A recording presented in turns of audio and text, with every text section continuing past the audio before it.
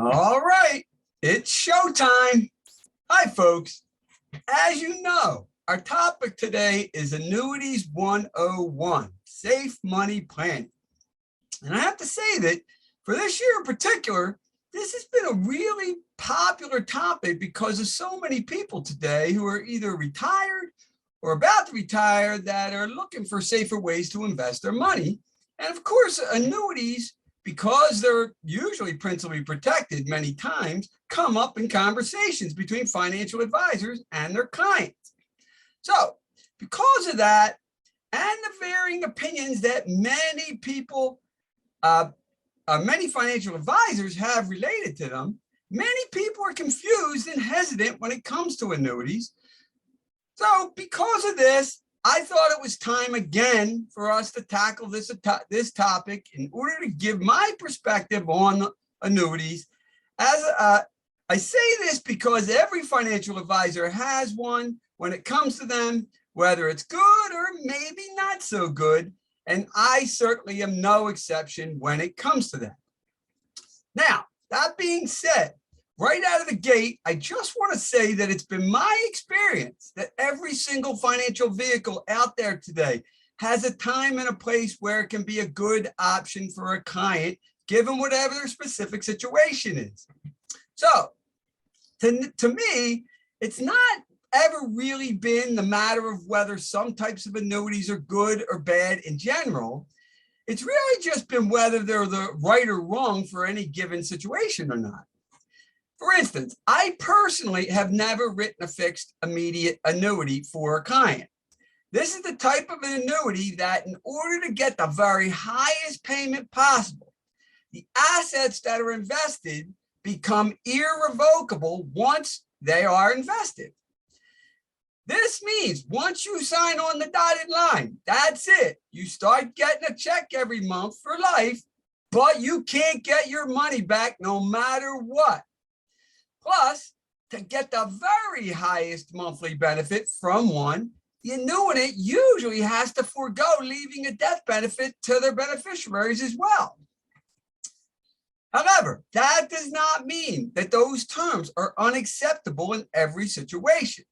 Now, this is only one of many types of annuities, and it's the only one that works like this as well.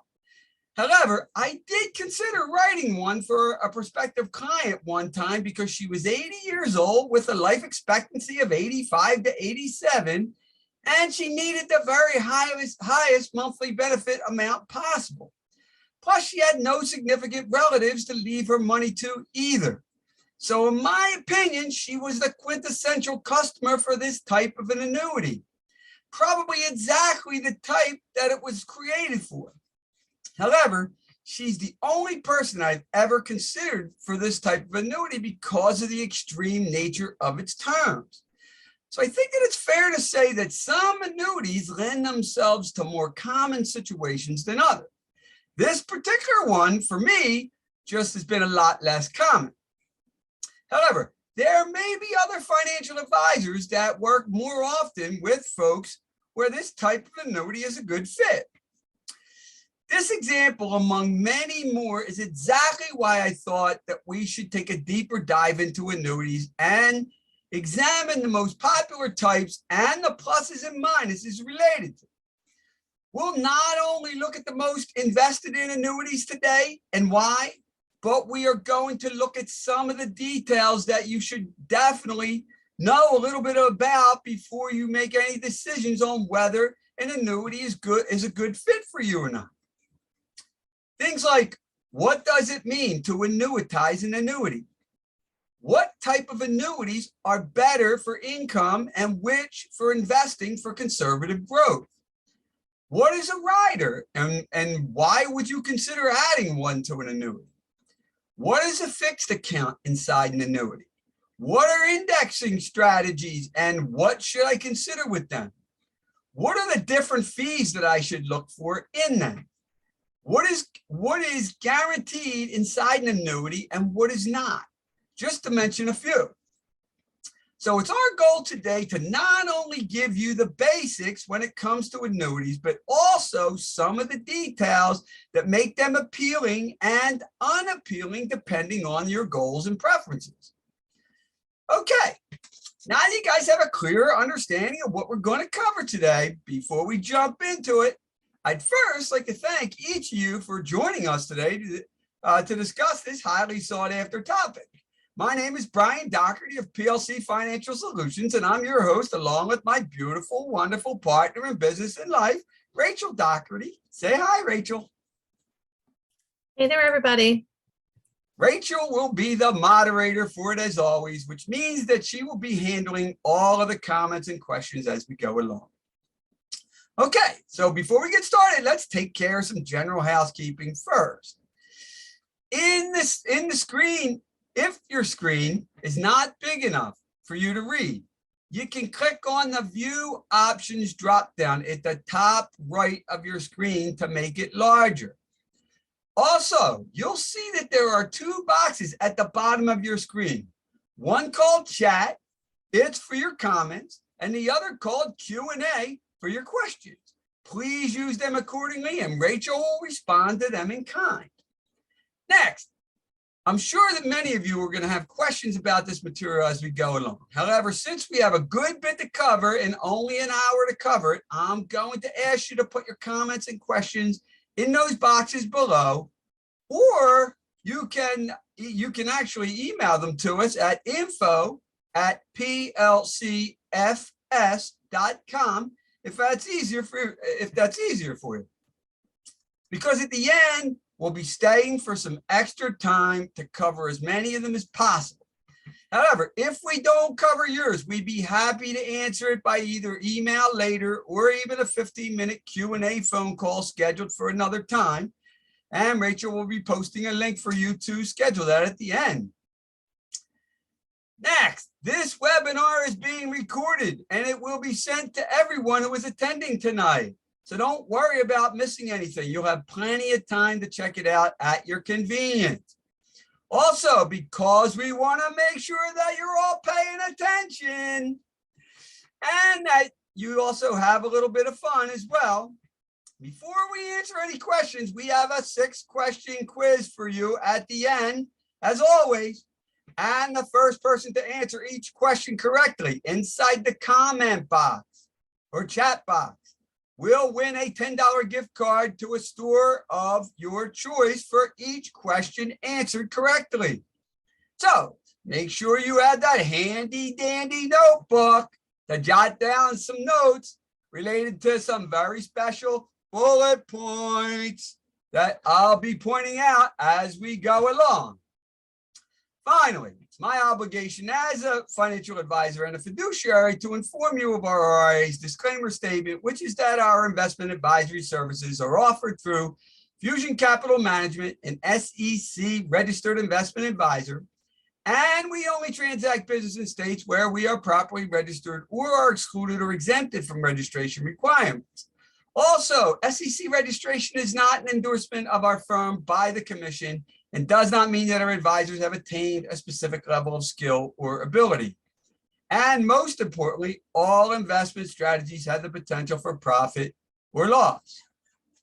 So now that we got that over with, I have one for you as usual. What did the doctor say to the person who was just diagnosed with dwarfism? Look, you're just going to have to be a little patient.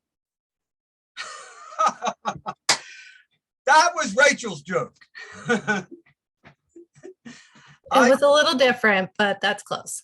Close enough? All right, well, I guess we'll both keep our day jobs. All right, let's get started. Uh-oh, my other computer died out here. I don't know what happened. All right. Let me see here. Okay. Now, before we get too deep into the specifics related to different annuities, let's take a brief look at the history of annuities and the historical basic function of them. In order to do this, I Googled when were annuities first introduced in America and got this. Annuities made their first mark in America during the 18th century. In 1759, a company in Pennsylvania was formed to benefit Presbyterian ministers and their families. The ministers would contribute to the fund in exchange for lifetime payments. However, it wasn't until 1912 that Americans could buy annuities outside of a group. The Pennsylvania Company for Insurance on Lives and Granting Annuities was the very first American company to offer annuities to the general public. Moreover, I also Googled how did the first individual annuities work? And I got this. An annuity is a long-term investment that is issued by an insurance company and is designed to help protect you from the bullet point one, get those notebooks out, jot it down. It's designed to protect you from the risk of outliving your income. They're designed to protect you from the risk of outliving your income. That's bullet point one. Through what they call annuitization, you purchase payments, and what you contribute is then converted into periodic payments that can last for life. The key word in this definition is annuitization, because one, it's where the name annuity came from, and two, it was through this process that a customer was able to generate an income for life. So how is the word annuitization defined? There are several definitions actually, but the simplest one I could find was annuitization converts an annuity investment into regular payments. That's it. Now, these payments can be made over the remainder of someone's life or over a certain period of time, depending on the payout options that are offered and or chosen by the annuitant. All right, let's leave it at that for now. I think that lays enough groundwork for us to move forward here. So, what are the most commonly used annuities today and how do they work? Well, there are several different annuities that have been created to fill certain needs. Bullet point two, write it down, bullet point two.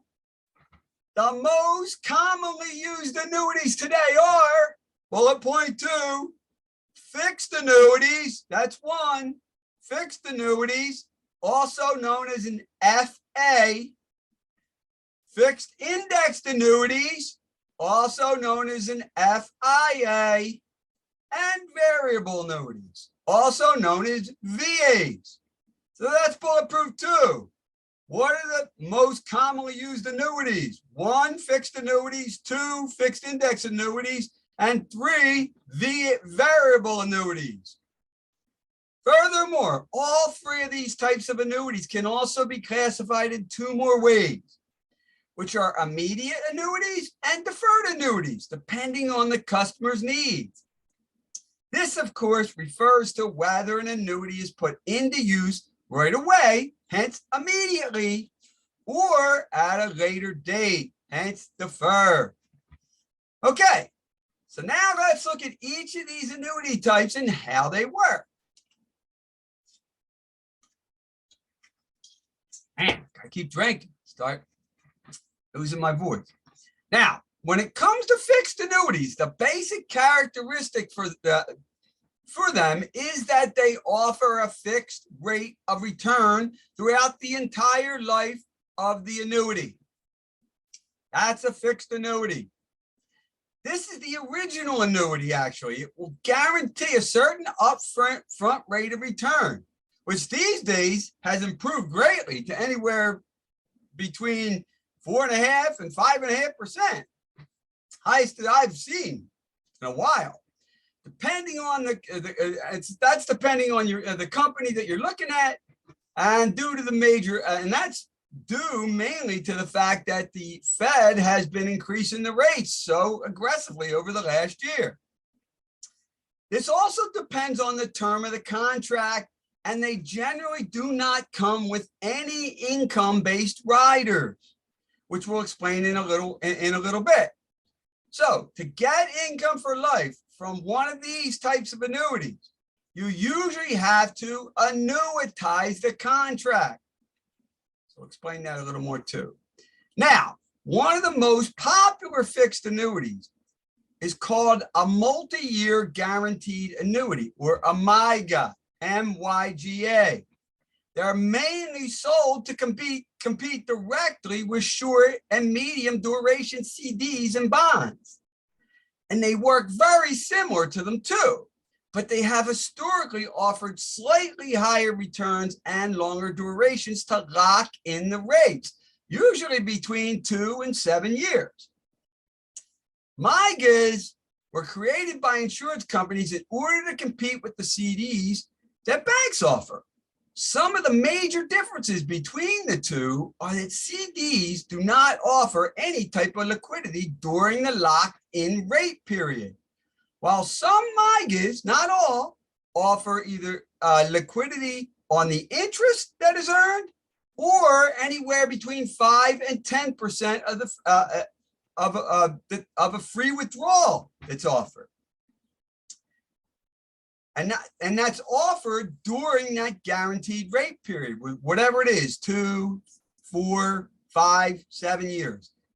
You still can have liquidity on either the interest that's earned, or you'll either have a 5% or a 10% free withdrawal rate. Another difference is that the interest earned in a MYGA is tax deferred until the money is withdrawn. But in a CD, it is taxable every year, regardless of whether you can access that interest or not. Now, both MYGAs and CDs are similar in that they both offer compound interest when it comes to the return that is made, which differs when it comes to investing into bonds, because bonds only offer simple interest. And this is, of course, can make a big difference in how much the investment can grow over time, especially if the rate of return is the same between them. All right, now let's move on to fixed index annuities. Now, when it comes to fixed indexed annuities, here are the basic characteristics of them. The interest they earn is based on changes in a market index, which measures how the market or part of the market performs. It is not actually invested in that index, rather it's linked or it mirrors it, are the terminology that are used. The interest rate is guaranteed to never be less than 0, even if the market goes down, which is a fancy way of saying that the principal investment is always guaranteed. Although you should know that if the index that your money is linked to does 0 return in any given year, and your money just doesn't grow that year, the principal can still actually reduce by the cost of any fees, if any, that are part of that annuity. So it's always a good idea to make sure that if there are any fees involved, that they are worth taking on, especially by way of a rider. Now, annuitization is an option for fixed index annuities, if you were so inclined to go that route. However, the reason why most financial advisors would prefer an income rider over annuitizing in a fixed index annuity, even though both will provide income for life, or for some other designated period of time that the annuitant chooses, is because an income rider will provide a guaranteed minimum income amount that will be paid in the future, which makes it possible to plan in advance based on that number. So when you have an income rider, they tell you in advance how much you're going to get paid at any given time when you take that. So you can actually plan around that. On the other hand, with annuitization in an FIA, because it's not getting a fixed rate of return, you don't find out how much you're going to get until the time when it's exercised, which makes it much less possible to plan in advance for. Finally, these days, many fixed index annuities have been created for the purpose of just investing due to the principally protected moderate to conservative growth that they provide. However, these types of FIAs generally do not have an option to purchase an income rider. They're purely for investment, but they still could be annuitized if someone wanted to do so. They are sometimes also referred to as investment annuities or bond replacement annuities as well. And they have become very popular over the last 10 years since government bonds and CDs were yielding so little for so long. In fact, at one time, long-term U.S. Treasury bonds could be relied on for an average of 5% long-term. But since January of 2008 until March of 2022, they were only averaging around 2%, which is a significant loss in yield for a long-term investor, especially if you're retired and need to play it safe. Conversely, based on simulated returns from 1927 to 2016, it was found that net of fees, fixed index annuities had an annual return of 5.81% compared to 5.32% for long-term government bonds over that same time period. So it's easy to see why FIAs had become a natural alternative to investing in government bonds until the last year or so, actually, when the rates in the CDs, bonds, and MYGAs have gone up drastically. In fact, the rate in MYGAs have gone up so much that it's been worth it for many clients to absorb the surrender charges in their current FIAs in order to lock in to MYGA rates that are around 5% or better these days. But this is not always the case. It depends on how long it was owned, and depends on the terms of that particular annuity. So, the final type of annuity we're going to discuss is a variable annuity. Now, when it comes, when you purchase a variable annuity, the money that you pay in is actually allocated into an investment portfolio. So you'll have several options for investing the funds in that portfolio. And these options are called sub-accounts. And they can include stocks, bonds, money market funds, stable income value mutual funds, and other types of investments as well. Also, if you invest in a variable annuity to later annuitize it for an income for life, the amount of the income you receive will rise or fall depending on the performance of the portfolio. So these are not for people that are looking for or need a consistent income amount every month. However, they could be good for someone who has maxed out all of their other sources of tax-deferred vehicles like IRAs, 401ks, and Roth accounts, and looking for another tax-deferred account that has no limits on the contribution amount. Although the Fed still charges 10% early withdrawal penalty on them for anyone who withdraws from them before age 59 and a half. So now that you have a better understanding of the three main types of annuities and how they work, now let's talk about some of the other things that you should know more, you should really know more about when it comes to them. These are things that may or may not apply to any given annuity, but are universal in the sense that all insurance companies that sell annuities may or may not include them in or many of their policies. The first thing on that list for us to discuss is fees and how they may or may not be incorporated into any given annuity. And you heard me right when I said may or may not be. A part of it becomes A part of it because some of the annuities do not charge any fees. Let's take a deeper look at that. So when it comes to fees and annuities, there are several types that are common when it comes to them. Let's start with fixed annuities.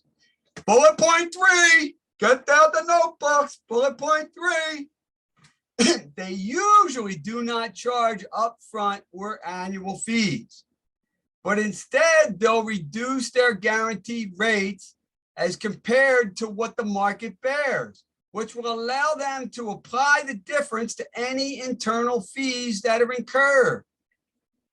Now, as far as fixed index annuities are concerned, they too usually do not charge any upfront or annual fees for their base contract, but instead they charge rider fees, and the riders are used to enhance their returns, sometimes drastically. So much so that it almost doesn't make sense not to purchase them. For instance, I've seen income riders that offer potential increasing income that is linked directly to the same index that the cash account is linked to, thus making it possible for the annual income to increase beyond what inflation bears, or even at the rate of inflation, which is also offered, which is a very valuable feature. Once that, it's so valuable that it's actually difficult to turn down. Now, you'll see income rider fees that are usually around 1% annually.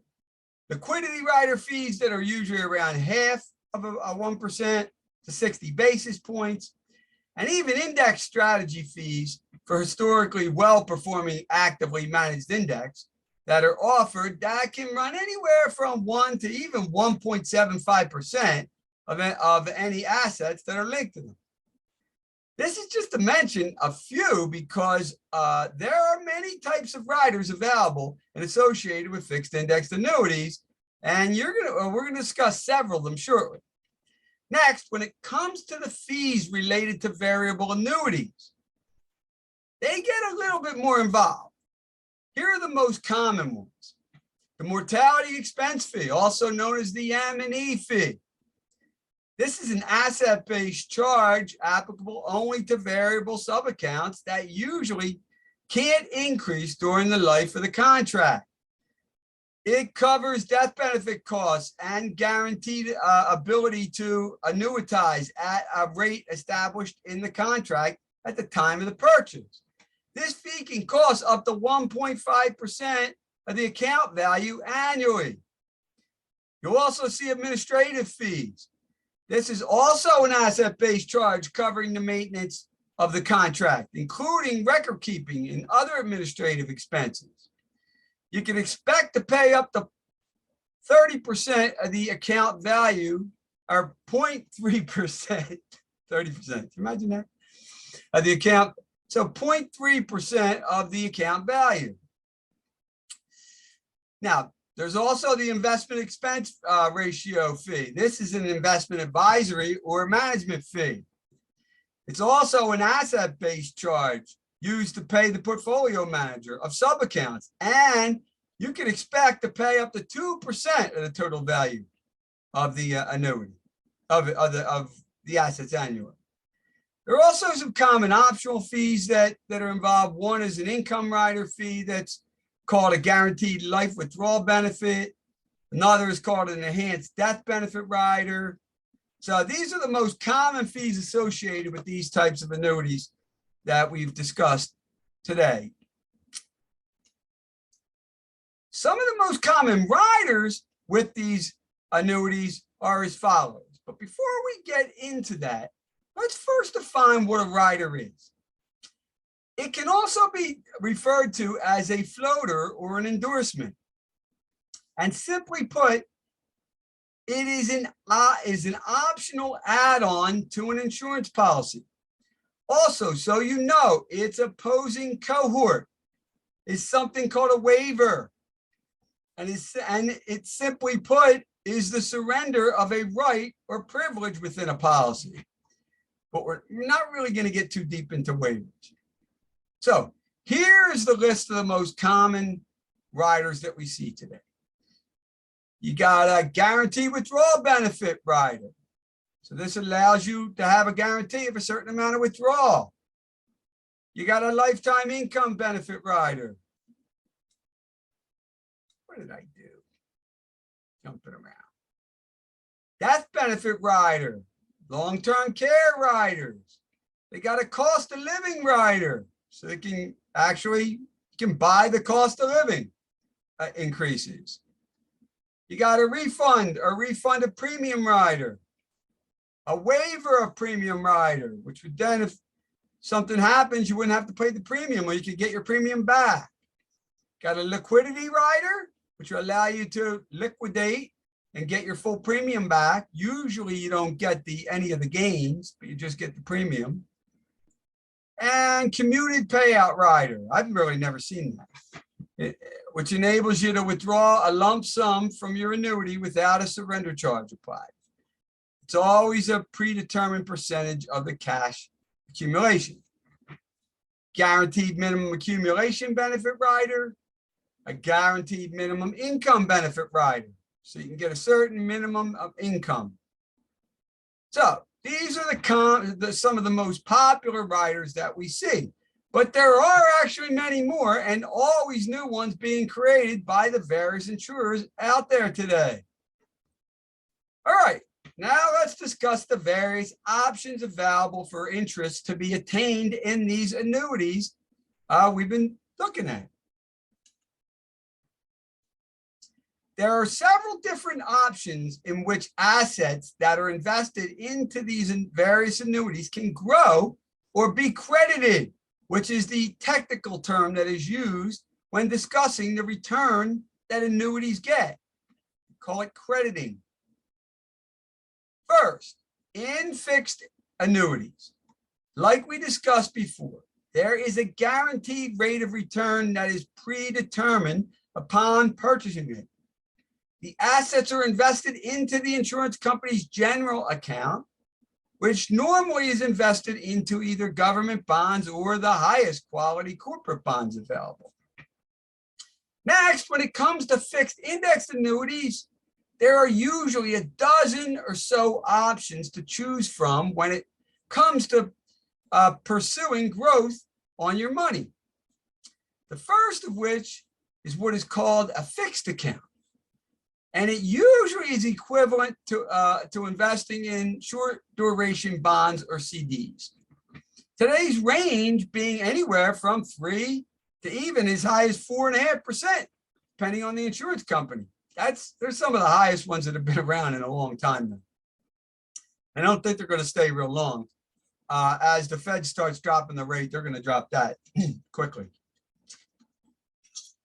All right.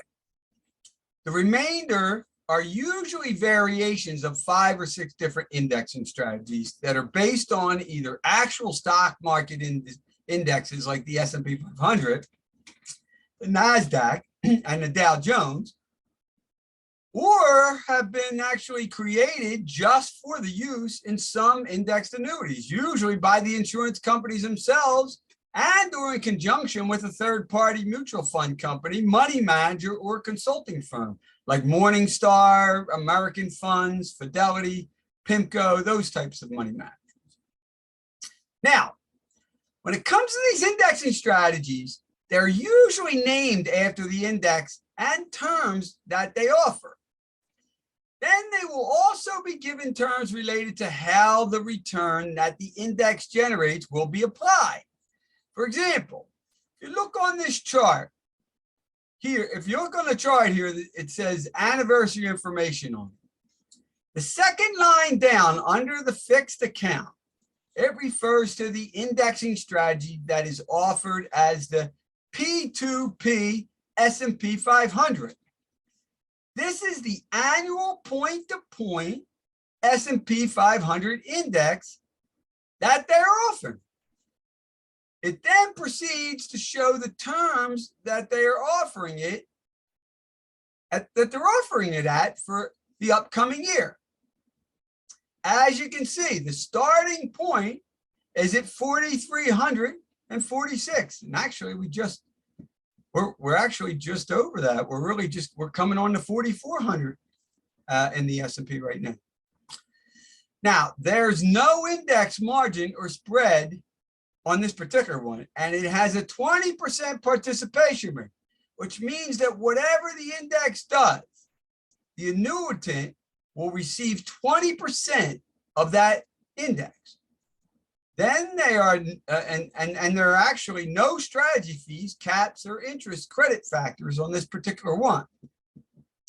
So as you can see, each available indexing strategy comes with its own index it's related to and terms as to how often it will be credited, which is either every year or every 2 years, and whether it offers a margin, which is a spread, a participation rate, which is up to that specific percentage and nothing beyond that. That's what that means.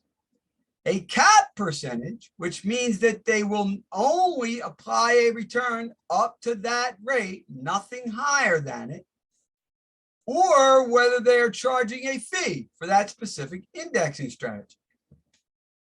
It's all laid out for you on the annual statement that is received every year by the annuitant. And they're only received once a year. Usually the day after, they're generated the day after the anniversary date of when it was issued. One last thing I must reiterate one more time. When it comes to fixed indexed annuities, even though the principal investment is always guaranteed and can never go down due to market or index performance, which includes the gains they earn as well. Can't lose any of the gains. It could still lose value in a year when it gets a zero return or credit if it has a rider fee that is charged to it. So if you invested $100,000 in a fixed index annuity and the first year you made $10,000 in return, but the second year your index actually had a negative return, your account balance would stay at $110,000 based on the index.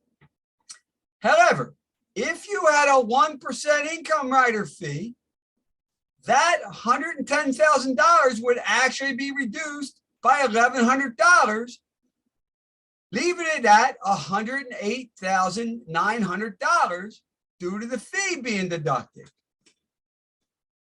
Now, when it comes to variable annuities, they usually do invest the assets into various types of market-based investments like mutual funds, money market funds, stocks, and bonds.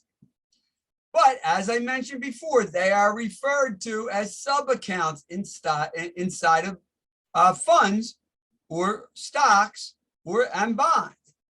And, sub-accounts, they're referred to sub-accounts instead of funds or stocks and bonds. Now, of course, these sub-accounts work just like any other market-based investments.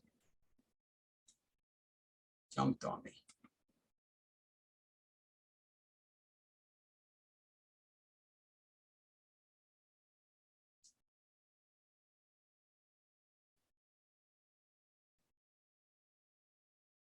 The principal can be depleted as a result of the performance of the sub-accounts. So it's possible in a variable annuity to lose the full value of the account if someone was making withdrawals at the same time that the market had a major correction. Because remember, this type of annuity is the only type where the principal is not protected from the performance of the investments inside of it.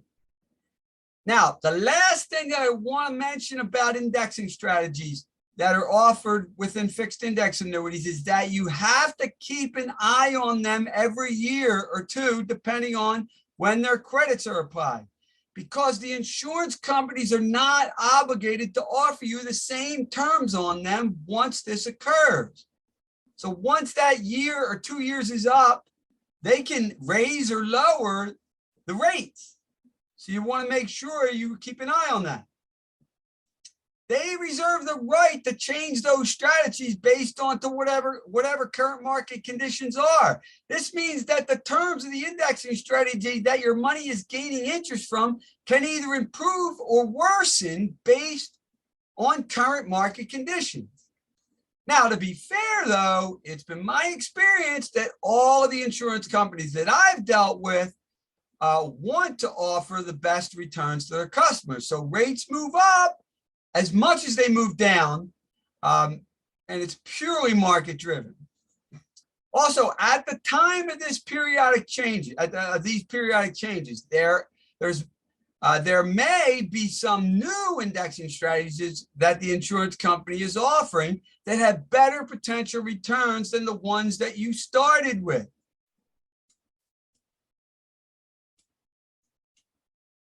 Keep knocking this thing down.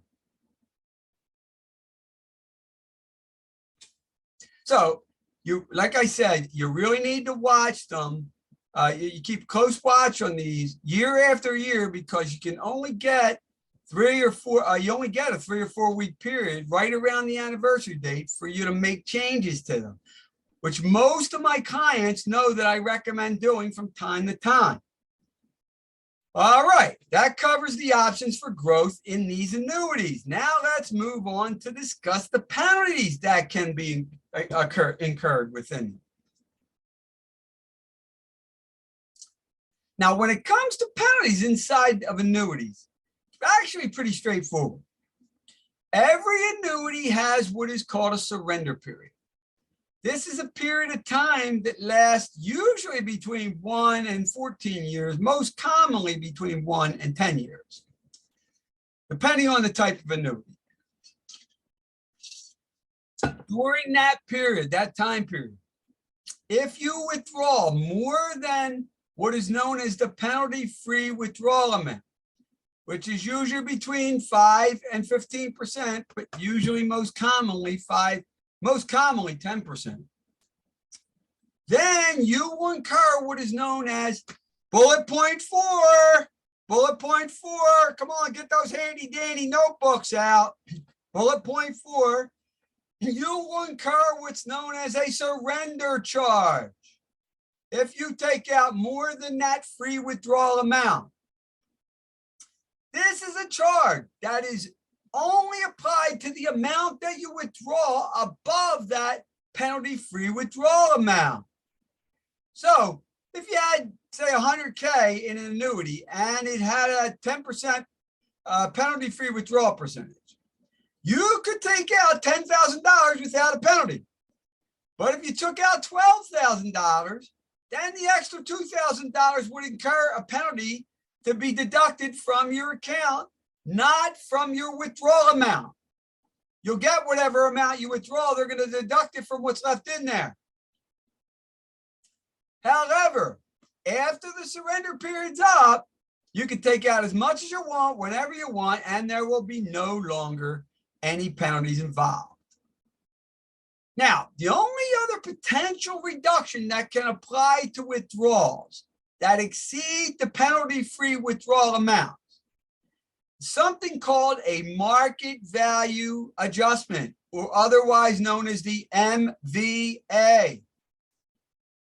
This could also actually cause an increase in the amount that you withdraw, because it's based on whatever current bond interest rates are compared to when you made your investment into the annuity. So if they were low bond rates when you invested, and when you took the money out, it was higher, you could actually get penalized and lose some if you took out over. If they were high when you bought the annuity and they came down lower, you could actually get paid more. So they have to pass that on to you either way. So now the last penalty that can occur, and is completely unrelated to the individual terms of the annuity between the insured and the insurer, is if someone who owns an annuity that's under the age of 59 and a half, and they decide to make a withdrawal. Since it's an investment vehicle that the government allows to grow tax deferred, just like an IRA or a 401k, a 10% early withdrawal penalty will be assessed by the federal government. All right, that covers all the potential penalties. So let's now move on to what's called a bonus and discuss whether it's actually real or not. There's some debate over that. Bullet point five, write it down. Get the handy dandy notebooks out. All right. So what is a bonus inside an annuity? Well, it's simply extra money that the insurance company will credit to your accounts in order to boost certain account and income values it's offering. So it's just extra money that they're putting in the accounts for you. That's a bonus. Don't let it blow your mind. And it's not too good to be true. They do it because they're trying, and they do it with the annuities that they're trying to sell the most of. If they're trying to get market share or whatever. Some people are like, they're giving me money for nothing. Yeah, they do. They actually do. Just extra money. I get it. It does absolutely seem too good to be true. And to some degree, in some situations, it actually is. However, to explain bonuses better, what I tell people is that bonuses are used by insurance companies to entice people into investing into whatever specific annuities and life insurance related to products they're looking to push at any given time. They do this when they're trying to gain market share with different products. That's it. Then once they accomplish that, they always discontinue the bonuses, so they're not always available. That's why I tell people to get them while you can when they are offered. All right, when it comes to bonuses, there are basically three types that I have seen. The first is called a premium bonus. And this is definitely real money because it's actual cash that they add to your cash accumulation account where your cash is. And at a later date, you can actually access it when you withdraw your money after the surrender period. The second is called an income account bonus. And it only adds cash to what is called the income account on annuities that have income riders. This cash cannot be accessed at in a later lump sum withdrawal. So in some ways, it isn't actually real. It basically just serves to raise the amounts of your income rider payments whenever you choose to activate them. So it's real that you will receive a higher income payment as a result of it. The third are called income account roll-ups. Again, it's related to the income account for anybody who has an income rider. This is a guaranteed rate of return that is, again, only applied to the income account of an annuity with an income rider.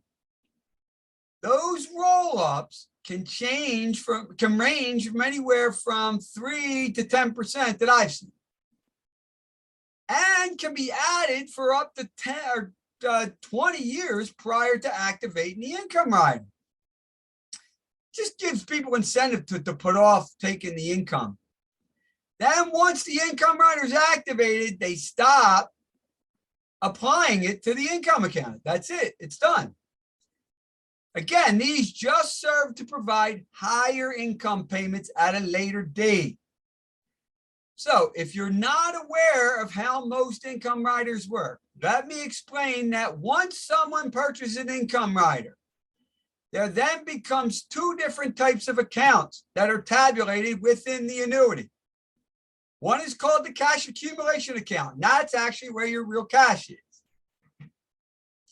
With the next one, and actually, well, that cash accumulation account, that's actually applied. That's also the account where the interest credits are applied from the indexes that are linked to your linked within a fixed indexed annuity, or from the sub accounts if it's a variable annuity. The second is called an income account. This is the account where your income rider payments will be withdrawn from. That account will not exist unless there's an income rider on the annuity. This is also known. This is also the account where the income account bonuses and guaranteed roll-up rates are added in order to beef up your future income payments. Whew, okay, so that's enough about bonuses. Let's move on to the last detail related to the internal workings of annuities, and that is the payout percentages.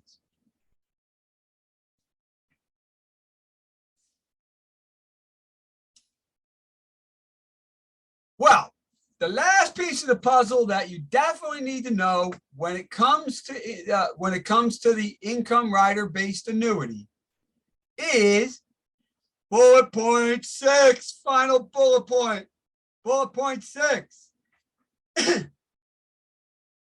What is the payout percentage? So let me explain what the payout percentage is at any given, but that's what you want to know. What is the payout percentage at any given age? Because this is the maximum percentage of the overall assets in the annuity that will be paid out every year as income to the annuitant. So the payout percentage is huge. This is huge. It's a huge deal because an insurance company can give you $1 million bonus, $1 million income account bonus. But if they're only offering you a 1% a year payout percentage, then you're only going to be getting paid $10,000 from it a year for life. But if they're offering a 5% a year payout percentage, then you're going to get $50,000 a year for life. That's a huge difference, right? Now, as you can see in the chart below, that these two different insurance companies offer different payout percentages at the same age. The one on the left at age 65 offers a 4.5% payout percentage versus the one on the right offers a 4.10 payout percentage. And they're both for joint annuity. So it's for husband and wife or joint annuity, two spouses. That's roughly $2,000 a year difference between the two. Remember, every little bit adds up. Also, as far as annuities goes, these two are actually pretty close to each other. I've seen others where one pays out 5% and the other pays out 4% at the same age. That could be a $5,000 a year difference just from one annuity to the next. So don't forget to always look at the payout percentage, because inside income-based annuities, it is king. All right. Now that we've looked at some of the most internally important things related to the various types of annuities, let's talk about one of the most important externally related things. So when it comes to insurance company ratings, they are based on the company's ability to pay its claim. So the higher the rating, the higher the volume of claims that a company can pay at any given time. However, when it comes to annuities, the length of time you will be committed to the actual annuity will depend on your purpose for investing into it. So if you're investing in, say, a 5-year, multi-year guaranteed annuity, also known as the MIGA that I mentioned earlier, and the company has a lower rating, offering a higher rate on your money, then they might be a viable consideration because 5 years is not a long commitment. So in that situation, a B-rated company would definitely be worth considering. However, if you're looking to invest in an annuity that can provide you an income for life, which is obviously a much longer commitment, then you should consider going with at least an A-rated company because they are more likely to stay in business longer than the B-rated company, even though it isn't very often that an A or a B-rated company go out of business. The two most popular insurance company rating companies are AM Best. Their highest rating is a A++, and Standard & Poor's, and their highest rated is AAA. All right, at this point, we've discussed what are the most common annuities in use today and what I think are the major considerations when it comes to them. Now let's take a look at some scenarios where I've used annuities and why.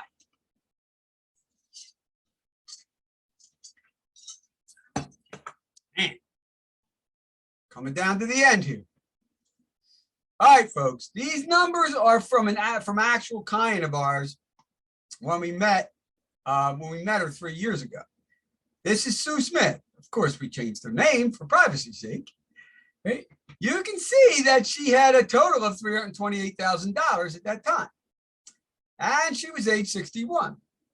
She's planning on retiring at age 67, and at the time, her Social Security will be approximately $2,991 a month. As you can see, she does not have a pension. Now, what stands out the most in this scenario is that her monthly expenses are going to be more than her monthly Social Security payments. Not much more, but roughly around $459 a month. This is what we call an income gap. As soon as we see this, we automatically think about trying to fill that gap with an income annuity if we can. And that's exactly what we did with her. We used around half of her assets to produce right around $900 a month to fill that gap. Now, you're probably thinking right now, why didn't you just buy an annuity that would fill the gap exactly? The problem with that is that in our financial planning software, we have her monthly expenses programmed to increase by 3% every year due to inflation. So when we ran the numbers for an annuity to just fill the gap, it failed to provide enough income long-term to fill it.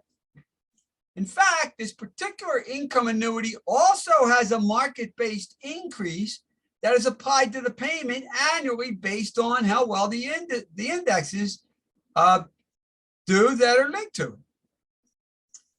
We factored it in to increase by approximately 3.88%, so slightly above the inflation a year, which was based on the 10 worst years of the last 20 years of historical performance from it.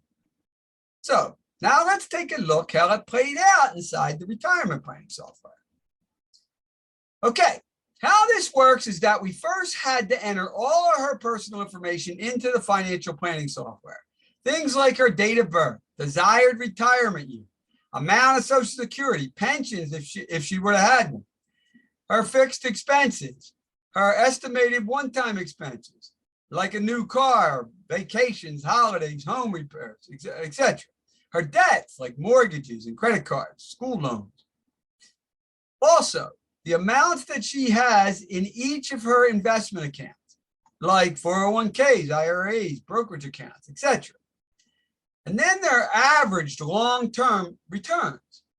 Her estimated effective marginal tax rate also had to be added. All that information was entered into the software before we could press one button that is called the what if button, which then will tell us, based on what's called a Monte Carlo simulation, what the percentage chance of success that she has for her portfolio to last until her life expectancy, which in this case was 84 years old, according to government mortality tables.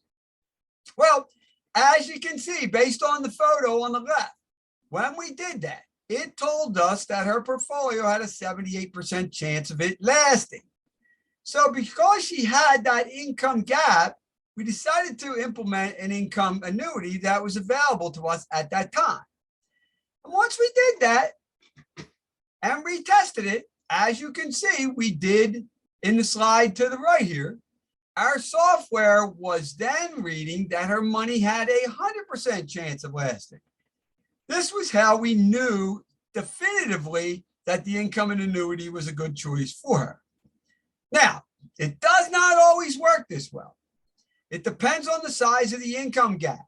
And if we can find an annuity with an income rider that can pay out enough to fill the gap without costing too much to do so. Market conditions usually dictate that for us. So income gaps are definitely one of the main situations we look for when considering an income annuity, but it's definitely not the only situation where an income annuity should be considered. All right. Now let's move on to our second and final scenario. This one discusses when a good time to consider an investment annuity is. This scenario was also from another couple that became clients not long before the last client from scenario one. He was age 65 and she was age 62. They had a total of $670,000 in assets. Their total combined Social Security and pensions added together were $6,300 a month. But this time, their total monthly expenses were less than their total combined incomes. This is a situation where there was no income gap.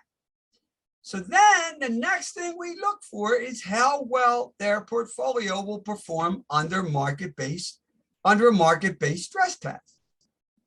When we tested their portfolio to see how well it would hold up, if there were two major market corrections over the next 20 years in their retirement, we found that it would hold up, but that it wasn't going in the right direction because of the risk level of the investments that it was invested in at the time.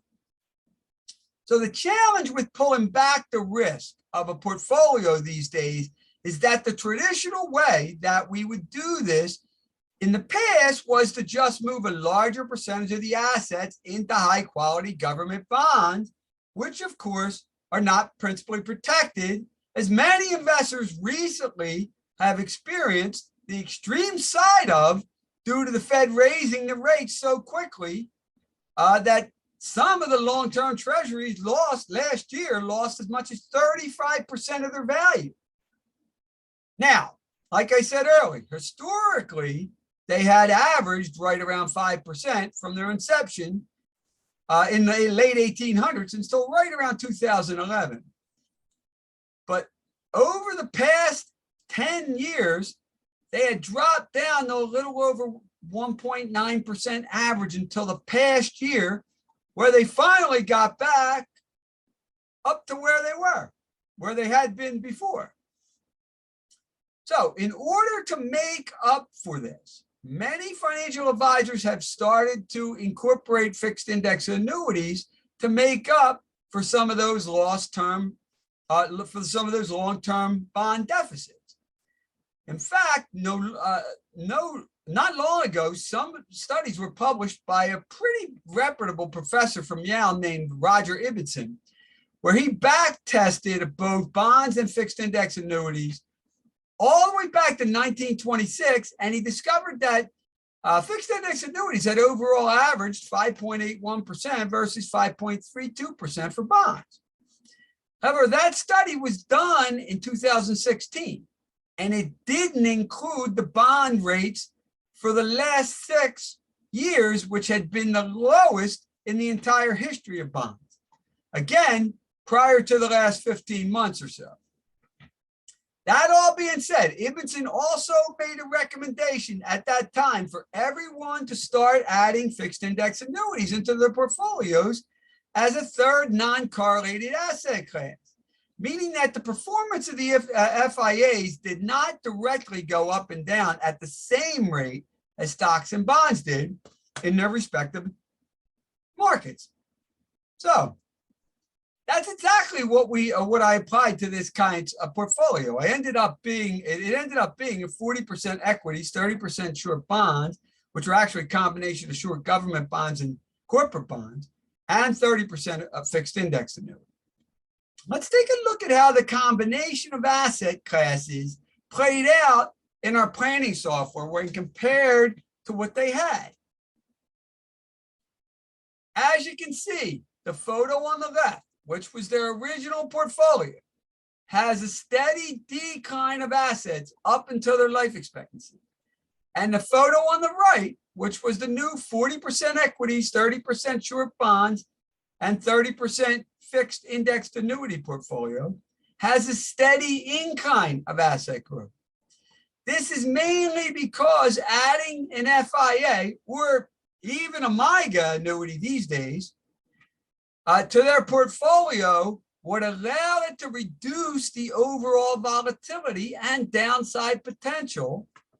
At the same time, it brings back to the portfolio a higher upside potential than it would have these days if it was just in 60% bonds. However, now that bond rates have actually come back up, a 40% equity, 60% bond portfolio would probably play out a little better in our software than it did when we did this portfolio. But the principal still would not be guaranteed like it would be with a fixed index annuity or a multi-year guaranteed annuity, which then comes down to each individual's client's risk preference. So after testing and comparing these two different asset allocations, we knew that the implementation of the FIA, or again, possibly even a MYGA today, would give the portfolio the additional protection and potential performance that it would have been lacking with only the bonds as the alternative investment to the equity portion of the portfolio. And that's why we recommended and implemented it at that time. I must stress that even though we did recommend annuities for these two particular scenarios, that is not always the case, because at any given time, the market conditions can deeply affect the viability of all the different types of investments that are available at any given time. In fact, the only reason I showed these two scenarios is because our topic today is annuities, and I wanted to show you some examples of how I have used them successfully. Please do not take that to mean that I encourage their implementation for all my clients' portfolios, because I do not. I only do when it makes sense to do so and the client's risk tolerance aligns with them as well. Well, folks, that was the last scenario, and I can't tell you how much fun I had presenting them to you. And I hope that you now have a better idea of all the considerations that go into whether an annuity is right for a retirement plan or not. So that concludes the learning portion of our webinar today. We sincerely hope that this annuity information and considerations that we've discussed with you today are as helpful to you as they are to us when putting them into a plan. Also, before we jump into our 6-question quiz and our Q&A for it, I want to make a special offer to everyone that is attending our webinar today. So, just for everyone here with us on this webinar today, I am offering a complimentary, no obligation annuity review analysis, which you can take me up on by clicking on the link for a 60-minute meeting that Rachel has posted or will be posting in the comment box below. All you have to do is either click on that link now or copy and paste it someplace where you can get to it after the webinar. Did you put that up, Rach? All right. This way you can book at a time that works best for you directly on my calendar without any need for us to discuss it in advance. Also, I want to take a minute to explain a little about what the review entails and what you can get out of it. So this is what it entails. First, there's 2 ways we can actually meet to do it. The first is online using Zoom, which is almost just like we are doing with this webinar, but instead we'll both be able to see and hear each other, but it will be completely private. Secondly, we can meet the old-fashioned way in our office at Fort Washington. It's just off the PA Turnpike, if you prefer to do things that way instead. All right, in order to schedule it, Rachel has posted that link in the comment box, and you can click on that.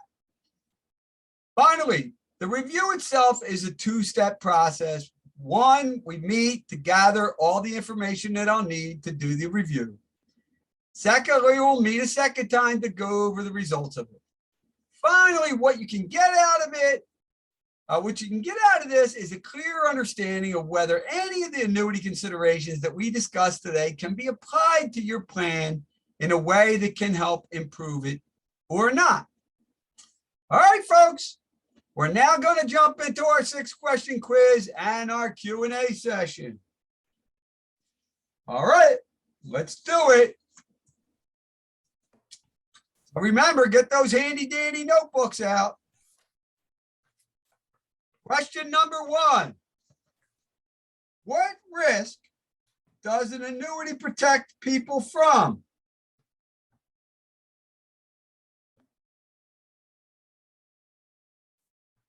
Frank said protects you from outliving your income. Yes, Yep, there you go. That's a good one, Frank. Okay, Frank, tell us in the chat where you'd like your gift card. What store you'd like it from? We generally try to send them by email through either, most of them will allow us to do it through email. Second question. What are the most commonly used annuities today? Remember, there's 3 of them. Just we got Marty J said an FA, an FIA, and a VA. Man, he got all of them. Yeah. You only need He's one. on it. Marty, please put in there where you'd like your gift card from. Or 2. Third question. What do fixed annuities usually charge for fees? Fixed annuities. Remember I said, what do they usually charge for fees? This is a little bit of a trick question. Oh, yeah, Marty got it. He said 0. Wow, unbelievable, Marty. Great job. Number 4. What is the charge called that is assessed to an annuity withdrawal that is above the free withdrawal percentage during what is known as the surrender period? It's almost a giveaway. I think Frank got it. He said a surrender charge. Yeah, good one. All right, 5th question. What is it called when an insurance company credits extra money to an annuity in order to boost certain accounts and income values inside of it? Let's see who got that one. Crediting extra money. Well, it looks like Frank got it first. He said a bonus. All right. Final question. Drum roll, please. I gotta do that like You need to get some music going.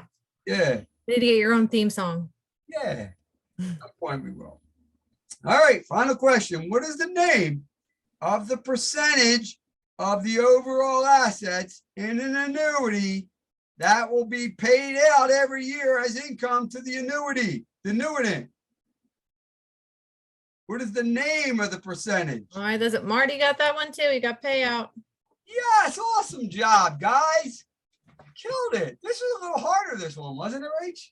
Mm-hmm. Good job.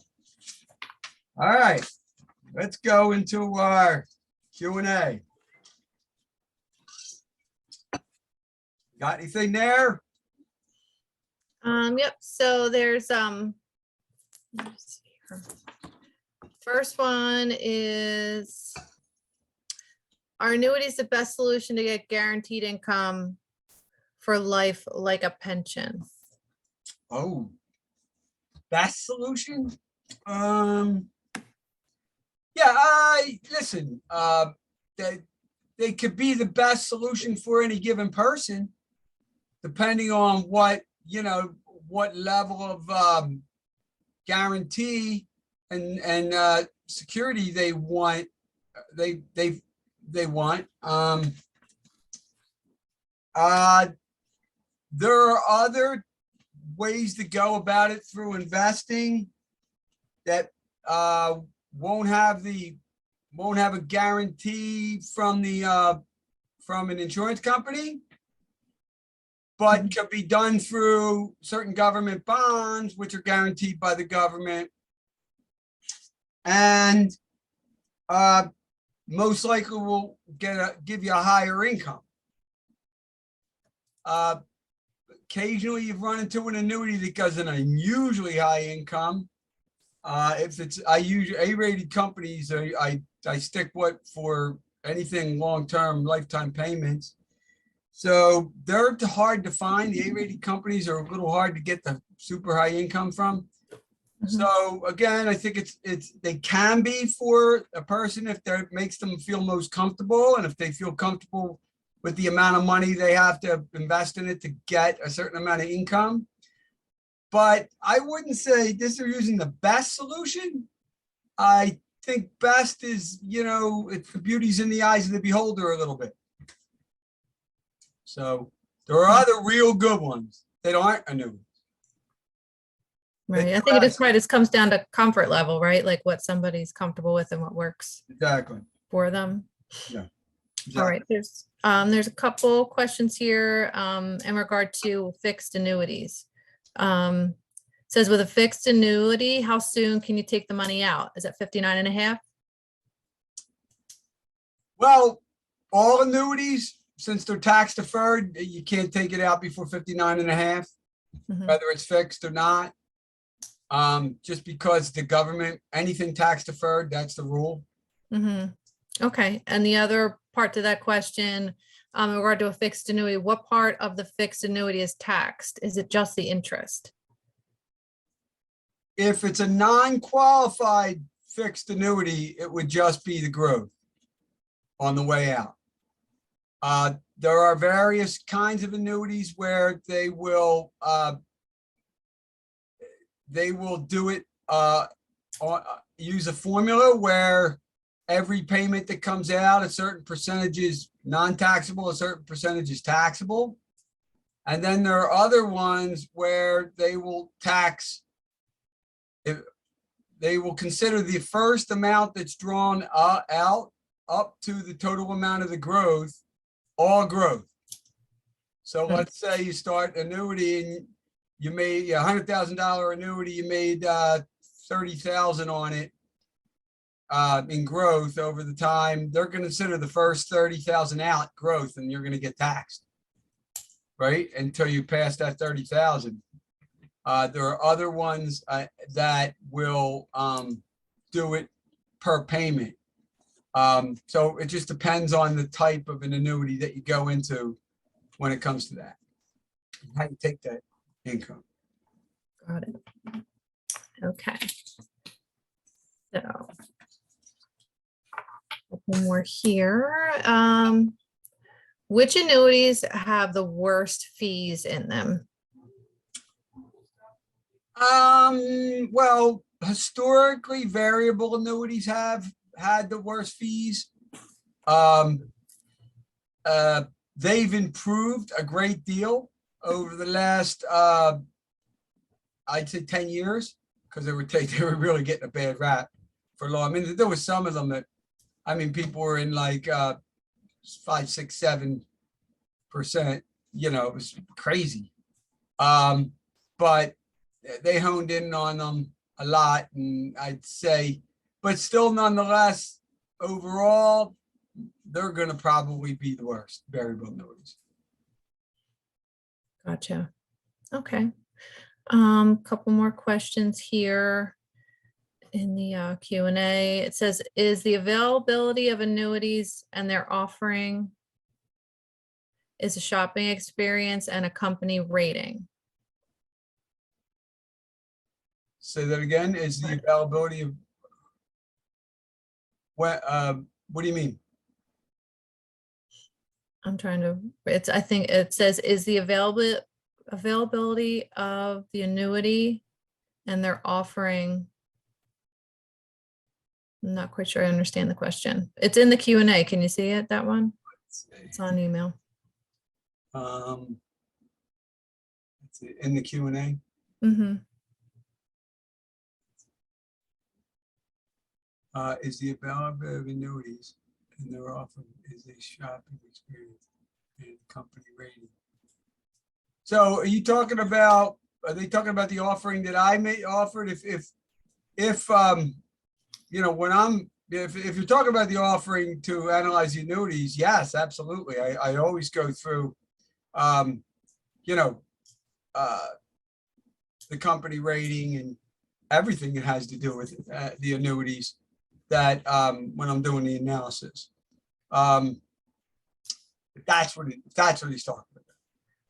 Right. Yeah. He clarified, he said, define the right annuity. Is it a shopping experience based on company's AAA rating? Again, I think that I don't shun B plus if you're in like a MIGA or something like that, because so much more competitive the rates than the A-rated companies a lot of times. And if you're going to be in them like 3, 4, 5 years, I feel pretty good about any B-rated company for that period of time.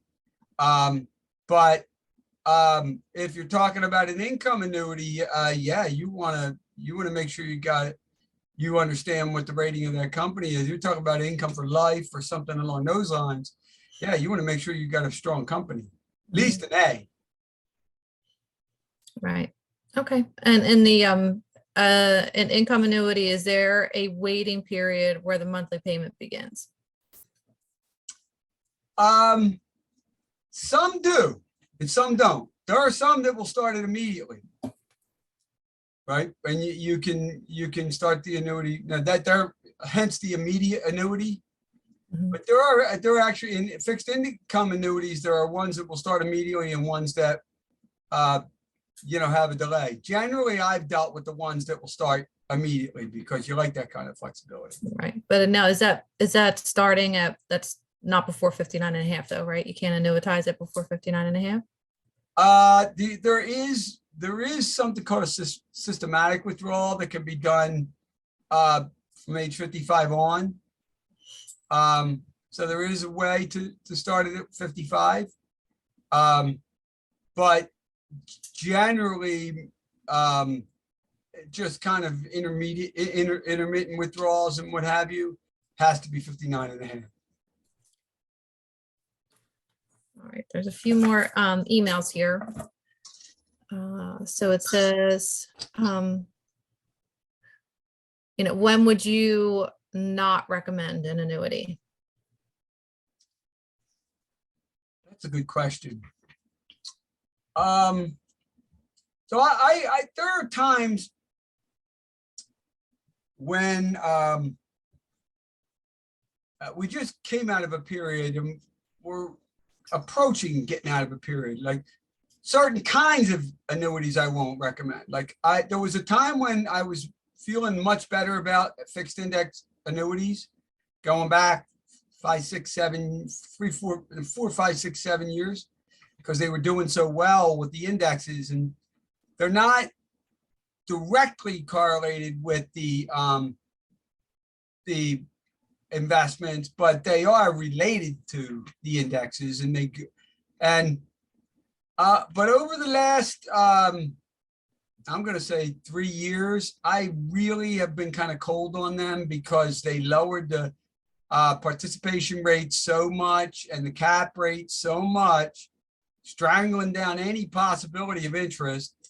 And the market conditions have been not friendly to them. There's been too much volatility and too much of a chance of not getting credited, they call it. Mm-hmm. And I just, and this year in particular is the first year I've shown any favoritism towards any annuity again. And it's only been the multi-year guaranteed annuities because, I mean, they're north of 5%. It's just a no brainer. And they're allowing you to lock in rates for 5 and 7 years at that rate, those rates are not going to be available. A year from now, they won't be available. Mhm. So, but I went through a little stint prior to this year where I was, I have some market-based solutions that I think are equally as, they're not guaranteed principal though, in terms of, any company guaranteeing them, but they are in related to government securities, and they do have that guarantee. Right. So depends on market conditions and depends on ultimately then how those annuities and the terms involved with them, how they change. Mhm. So sometimes they don't. I mean, and it really, this is the first year I've really liked any of them in a while. Right. Okay. There was one more here. It says, if I had an emergency, could I get my money out of an annuity? So depends on the type of emergency. Like, for example, these MIGAs recently that I've liked, they do have terminal illness that you can, you can surrender your money. That I think you have to be given 6 months to live or something along those lines. Depends on the type of emergency. If you mean can you get it without a penalty? Is that what you mean? That's one way. They do have a nursing home confinement rule. So if you're confined to a nursing home after a year of being in it, and you get a note from a doctor, they'll release them. The principal, some will still market value adjust the money. Some won't. Some will just give you the principal back. So, yeah, I mean, you do want to keep that in consideration. Liquidity, depending on how much you invest into an annuity, liquidity can be an issue under emergency circumstances. If that emergency does not fit into any of the circumstances, like there are some will give you like chronic illness and critical illness and that type of thing, where they'll allow certain amounts to be taken out. But it really comes down to the annuity. They can be that individual. Okay. Well, that's all I got on my end. All right. So close that out. Here's the resources. Did you put them up too? Right? The sources? I'll put them up now. That's all the places where we got this information. If you're, we are going to leave this open for a little bit, for about a half hour after the end of the webinar. So you can go back into the chat and the Q&A and copy and paste whatever you want out. All right, folks, that concludes our workshop for today. I just want to thank everyone who attended for being the type of people that care enough about themselves and their family to spend their precious time learning about an important topic like this. I truly commend you for it. I also want to remind you that if you have any questions related to this offering or this topic we've covered today, or the offering for the complimentary no obligation annuity review analysis, or if you did not have your answer question, I don't think we did that one today. I think we got to everything in the comment box, or anything else for that matter, and you'd like to discuss it with me further, Rachel will also be putting up a link for a complimentary 15-minute Q&A phone meeting with me, and you can schedule that for a time that is convenient for you as well. Also, if you're looking to get in touch with us for any reason, you can reach us by phone at 215-804-9708, by email at info@plcfs.com, or to make it even easier, just go to our website at plcfs.com, and all of our information is always there. Finally, please mark Tuesday, July 25th, 2023 at 7 p.m. on your calendar for our next webinar.